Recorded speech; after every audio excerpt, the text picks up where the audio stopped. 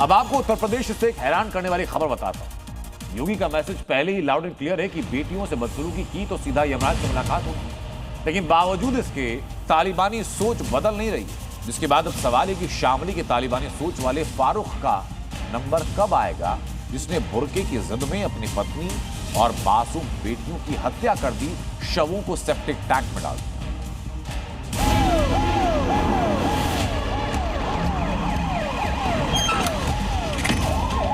बेटी की सुरक्षा के साथ खिलवाड़ किया तो तय मानिए कि अगले चौराहे पर यमराज टिकट काटने के लिए खड़ा होगा, छोड़ेगा नहीं। बेटी का सम्मान होगा, हर बेटी को सुरक्षा मिलेगी और जो भी बेटी की सुरक्षा में सेंध लगाएगा उसका यमराज के घर के लिए टिकट कटवा देंगे। मैसेज लाउड एंड क्लियर है। यूपी में किसी बेटी के सम्मान और सुरक्षा से खिलवाड़ किया तो यमराज से मुलाकात तय है।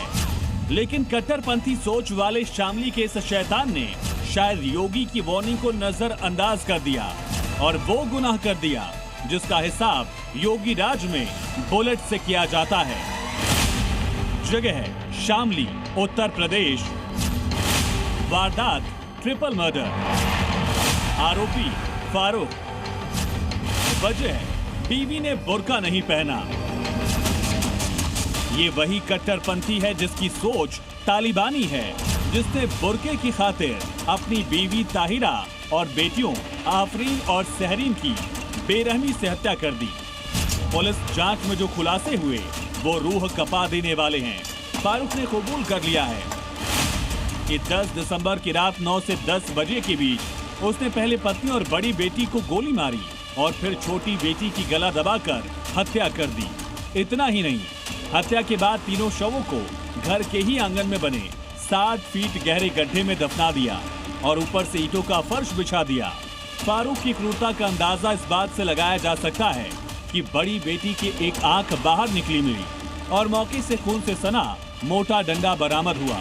आशंका है कि उसी डंडे से मासूम बच्ची की आंख फोड़ी गई। इसका कहना यह था कि साहब मैंने कभी इसको बाहर नहीं जाने दिया, कभी बुर्का और नकाब से बाहर नहीं आई थी ये, और मैं बहुत सारे पैसे जो मैंने कमाया 21,000 रुपये पर मंथ के हिसाब सब इसको लाके मैंने दिया और इसने मेरी इज्जत गंवा दी। तो इस तरह से ये एक बहुत ही कट्टर विचारधारा का व्यक्ति था, बहुत ही विकृत था ये, और अपनी पत्नी को एक तरह से बंधक सा बना के रखा हुआ था ये 18 सालों से। इसकी पत्नी जब मुक्त हुई तो अपने नकाब और बुर्के को उसने उठा के फेंक दिया। उसने कहा मुझे इसमें नहीं रहना है, मैं अपने मैके जा रही हूँ, अपने बच्चों को मैं अच्छे से अपने स्वयं पाल लूंगी। मैं इसी बात को लेकर नाराज था और इसने ये घटना कारित कर दी। अभी फारूक गिरफ्तार हो गया है, मेरी हिरासत में है, उससे तमंचा कारतूस बरामद है, उसको हम लोग जेल भिजवा रहे हैं। लेकिन सबसे हैरान कर देने वाली बात है इस खूनी वारदात की वजह। पुलिस पूछताछ में फारूक ने कबूल किया है कि बीवी के बुर्का नहीं पहनने के कारण इस हत्याकांड को अंजाम दिया, क्योंकि उसकी बीवी बिना बुर्का पहने मायके चली गई थी। शादी के बाद से फारूक अपनी बीवी को हमेशा पर्दे में रखता था और जब वो बिना बुर्के के बाहर चली गई तो पहले बीवी को मारा और जब बेटियां मां को बचाने आई तो उन्हें भी नहीं छोड़ा। जब भी कोई उससे पूछता था, उसके कुल 5 बच्चे थे, 3 बच्चे अभी भी हैं, जब उनसे पूछा था उसकी अम्मी कहाँ गई, उस बोले कि उसे किराए के मकान में शिफ्ट कराया गया है। और जिसके बाद बच्चों ने अपनी शिकायत अपने नाना से की, उन्होंने पुलिस को जानकारी दी और जब पुलिस यहाँ पर पहुँची तो पता चला कि इसी गड्ढे में 3 लोगों की लाश दफन थी। हालांकि पुलिस ने लाश को पोस्टमार्टम के लिए भेजा था। लगातार फारूक से पूछताछ की जा रही है। अब शामली के तालिबानी को सबक सिखाने के लिए योगी फोर्स तैयारी कर रही है, कुछ इसी तरह जैसे हाथरस और हरदोई में हुआ। हाथरस के जीशान ने सोचा था कि बच्ची के साथ बदसलूकी करके बच जाएगा, लेकिन योगी राज में बेटियों के दुश्मन का बुलेट पीछा नहीं छोड़ती। ऐसे अपराधियों का बचना मुश्किल ही नहीं, नामुमकिन होता है। हाथरस के बदमाश का भी महज 15 घंटे के भीतर इलाज हो गया। बच्ची से छेड़खानी करने वाला जीशान अब एक पैर पर घिसट रहा है। कल ही कोचिंग से लौट रही 2 छात्राओं से छेड़छाड़ का वीडियो वायरल हुआ। औरंगाबाद में बाइक सवार मुस्लिम युवकों ने बेटियों से बदसलूकी की। इसके बाद योगी फोर्स ने फौरन कार्रवाई करते हुए सिर्फ 15 घंटे के भीतर बदमाश जीशान को दबोच लिया, ऑन द स्पॉट हिसाब कर दिया। जीशान के खिलाफ पॉक्सो एक्ट के तहत केस दर्ज कर लिया गया है। रोकने का प्रयास किया गया तो अभियुक्त ने तुरंत पुलिस टीम पर फायरिंग कर दिया, जिसके जवाब में आत्मरक्षार्थ पुलिस टीम ने अभियुक्त पर फायर किया, जिसमें अभियुक्त जिशान पुत्र बाबू के दाहिने पैर में एक गोली हिट हुई है। उसे उपचार हेतु भेजा गया है और इस संबंध में अग्रेतर कठोर विधिक कार्रवाई सुनिश्चित की जा रही है। हरदोई में भी युवती की हत्या के सनसनीखेज मामले में योगी फोर्स ने 24 घंटे के भीतर बड़ी कार्रवाई की है। नौकरी का झांसा देकर रेप की कोशिश और विरोध पर हत्या करने वाले फुरकान को मुठभेड़ के बाद अरेस्ट किया गया। इसके दोनों पैरों में गोली लगी है। फुरकान के द्वारा घटना कारित किया जाना बताया जा रहा है।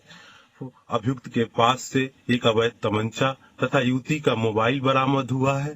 अभियुक्त के दोनों पैरों में गोली लगी है, जिसे इलाज हेतु तत्काल CHC माधोगंज भेजा गया है।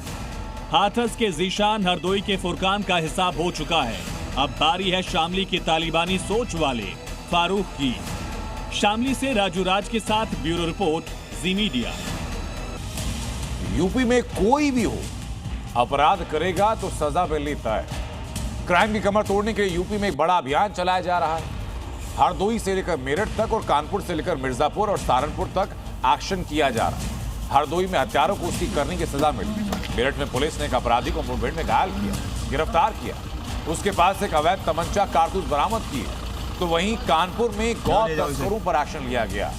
2 गौ तस्कर मुठभेड़ की बात पकड़े गए। उधर मिर्जापुर में पुलिस के हत्थे गौ तस्कर चढ़े। एनकाउंटर के दौरान एक तस्कर के पैर में गोली लगी, जबकि दूसरा फरार हुआ। उधर सहारनपुर में एक्शन हो रहा है। 24 घंटे के अंदर कुल 7 एनकाउंटर हो चुके हैं।